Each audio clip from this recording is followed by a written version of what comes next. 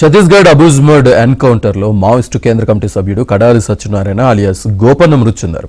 కడారి మృతి వార్తతో ఆయన స్వగ్రామం సిరిసిల్ల జిల్లా గోపాలరావుపేటలో విషాద ఛాయలు అలుముకున్నాయి. 45 ఏళ్ల క్రితం తన తమ్ముడు కడారి ఇల్లు వదిలి వెళ్లాడని, ఇప్పుడు ఆయన మరణ వార్తను తట్టుకోలేకపోతున్నట్లు సోదరుడు రిటైర్డ్ ఎంఈఓ కరుణాకర్ రెడ్డి ఆవేదన వ్యక్తం చేశారు. కడారి మృతిపై పోలీసుల నుంచి ఇంకా సమాచారం లేదంటున్న కరుణాకర్ రెడ్డితో మా ప్రతినిధి Srinivas face to face. Maoist party కేంద్ర కమిటీ సభ్యుడు కడారి సత్యనారాయణ అలియాస్ సాధు అలియాస్ గోపన్న అలియాస్ కోసా ఛత్తీస్గఢ్లోని అబూజ్మడ్ అడవుల్లో జరిగిన ఎన్కౌంటర్లో చనిపోయారు. అయితే ఆయన స్వగ్రామం రాజన్న సిరిసిల్ల జిల్లా తంగళ్లపల్లి మండలం గోపాలరావు పేటలో విషాద ఛాయలు అలుముకున్నాయి. అయితే ఆయన బ్రదర్ ఏబిఎన్ ఆంధ్రజ్యోతితో మాట్లాడడానికి సిద్ధంగా ఉన్నారు. ఆయన మరణ వార్తను ఆయన బ్రదర్ కరుణాకర్ రెడ్డి ఎట్లా జీర్ణించుకుంటున్నారు? రిటైర్డ్ ఎంఈఓ కరుణాకర్ రెడ్డి మనతో ఉన్నారు, ఆయనతో మాట్లాడదాం. సార్, నిన్న జరిగిన ఎన్కౌంటర్ మృతి వార్త మీకు తెలిసిందా? పోలీసుల నుంచి ఏమైనా ఇన్ఫర్మేషన్ వచ్చిందా?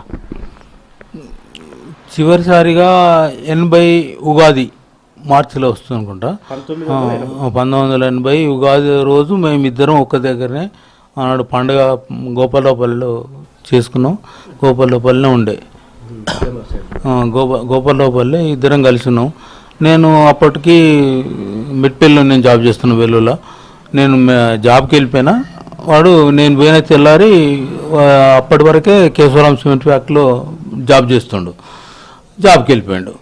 ఇక దాని తర్వాత ఒక నెల తర్వాత నాకు ప్రమోషన్ వచ్చి హనుమాన్పేటకు ట్రాన్స్ఫర్ అయితే 16 నాడు నేను స్కూల్లో జాయిన్ అయ్యి ఇంటికి వచ్చేసరికి అప్పుడు పోలీసు వాళ్ళు ఇంటి మీద వచ్చి, ఇది మీ తమ్ముడికి ఇట్లా యూజ్ అయిపోయాడు ఏదో హత్య కేసులో అది అని చెప్పాడు. అంతేగాని అప్పటి నుంచి ఇప్పటి వరకు వాని ఇన్ఫర్మేషన్ కానీ ఏది కానీ లేదు. కాదంటే ఇట్లనే సోషల్ మీడియాలో వాళ్ళు వీళ్ళు చెప్పింది ఏంది, పోలీసు వాళ్ళు మనకి ఇన్ఫర్మేషన్ ఎప్పటికప్పుడు ఒక 2 మంత్స్కి ఒకసారి 3 మంత్స్కి ఒకసారి, కొద్దిగా లాంగ్ తర్వాత ఏడాది ఇట్లా 2-3 ఇయర్స్కి ఒకసారి బాగానే ఉన్నాడు. మేము పట్టుకోవాలంటే చాలా కష్టం, మాకు బాగున్నాడు అని చెప్తారు. వాళ్ళు చెప్పడమే కానీ మాకైతే కనిపించింది లేదు, మేము చూసింది లేదు. ఉద్యమాల వైపు వెళ్తాడని మీకు అప్పుడేమన్నా లేదు? వాడు ఉద్యమాల వైపు కాదు, వాడు అసలు అట్లా కాదు. వాడు నేను డిగ్రీ చేస్తున్నా, వాడు ఇంటర్మీడియట్ చేస్తున్నా ఇక్కడనే కరీంనగర్లోనే. బయటకు మూత్రానికి పోవాలంటే ఎంబల్ లేకుంటే పోకపోవు. అప్పుడు ఏంటంటే ఇవి అటాచ్డ్ బాత్రూమ్లు అవి లేకుంటే కిరాయికి మేము మంకవతోట్ల కిరాయికి ఉన్నాం. ఆ ఇంట్లో బాత్రూమ్కి పోవాలంటే బయటకు పోవాలి. బయటకు పోవాలంటే వాడు ఎంబడి లేకుండా పోకపోవు.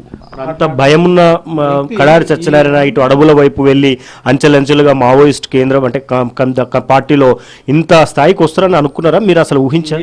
ఏ పరిస్థితులు కూడా నేను ఊహించలే కానీ పరిస్థితులు అన్నట్లు చేసినాయి అనేది నమ్ముతా. ఎందుకంటే వాడు ఇంటర్మీడియట్ ఇక్కడ చేసిండు, ఏది కరీంనగర్ మల్టీపర్పస్ స్కూల్లో. కూడా ఒక్క ఇన్ఫర్మేషన్ ఫోన్ మెసేజ్ పోలీసు వాళ్ళే మాకు ఇన్ఫర్మేషన్ ఇస్తారు. ఎందుకంటే బాగున్నాడు బాగలేడు అన్న వస్తుండా అంటారు. వస్తుండా అంటే మీకు తెలుసు కదా అని అంటే వస్తలేడని తెలుసు, కానీ వస్తే మాకు ఇన్ఫర్మేషన్ ఇవ్వండి అని చెప్పి వాళ్ళు వస్తారు. అంతేకాని ఎన్నడూ కూడా మా దగ్గరికి వాడు వచ్చింది లేదు, మేము పోయింది లేదు. ఎప్పుడు పట్టుకున్నారు చివరిసారి మీ తమ్ముని చెయ్యిని? ఎప్పుడు పట్టుకున్నారు మీరు? ఉగాది 80. సో ఇప్పుడు ఏమనిపిస్తుంది? నిన్నటి మరణ వార్త అనిపిస్తుంది, ఏం మనసు నడతలేదు. నిన్నటి నుంచి తెలిసిన నుండి అసలు మనసు నడతలేదు. వెళ్తారా మరి మీ తమ్ముని చివరిసారి చూడడానికి? మీకు ఏమైనా ఇన్ఫర్మేషన్ ఉందా? ఛత్తీస్గఢ్ వెళ్తారా? ఛత్తీస్గఢ్ పోవాలనుకుంటున్నాం. ఎందుకంటే ఇంకో ఎన్కౌంటర్ వ్యక్తి ఉన్నాడు కదా, ఆ వ్యక్తి వాళ్ళ బ్రదర్ నాకు ఫోన్ నెంబర్ కలెక్ట్ చేసుకొని నాకు ఫోన్ చేసిండు.